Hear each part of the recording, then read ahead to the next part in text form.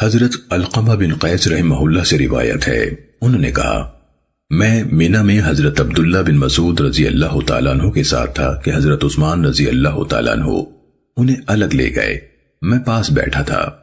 حضرت عثمان رضی اللہ تعالیٰ عنہ نے ان سے فرمایا کیا آپ پسند فرماتے ہیں کہ میں ایک کنواری لڑکی سے آپ کی شادی کروا دوں جس سے آپ کو گزرے وقت کی کچھ باتیں یاد آ جائیں؟ جب حضرت عبداللہ رضی اللہ تعالیٰ عنہ کو محسوس ہوا کہ حضرت عثمان رضی اللہ عنہ کو اس کے سوا اور کوئی کام نہیں جس کے لیے وہ انہیں الگ لے گئے تھے، تو مجھے ہاتھ سے اشارہ کیا۔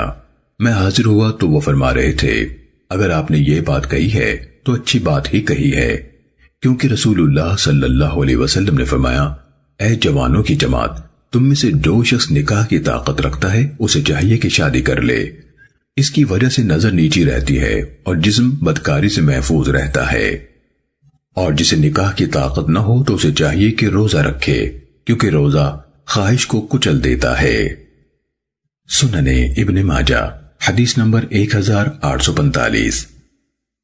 ام المومنین حضرت عائشہ صدیقہ رضی اللہ تعالیٰ عنہ سے روایت ہے، رسول اللہ صلی اللہ علیہ وسلم نے فرمایا نکاح میرا طریقہ ہے، اور جو شخص میرے طریقے پر عمل نہیں کرتا اس کا مجھ سے تعلق نہیں۔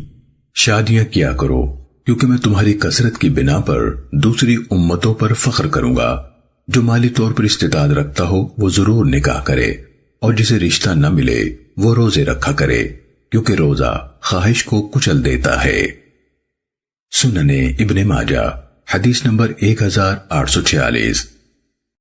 حضرت عبداللہ بن عباس رضی اللہ تعالیٰ عنہما سے روایت ہے، رسول اللہ صلی اللہ علیہ وسلم نے فرمایا آپس میں محبت رکھنے والوں کے لیے نکاح جیسی کوئی چیز نہیں دیکھی گئی۔ سنن ابن ماجہ حدیث نمبر 1847۔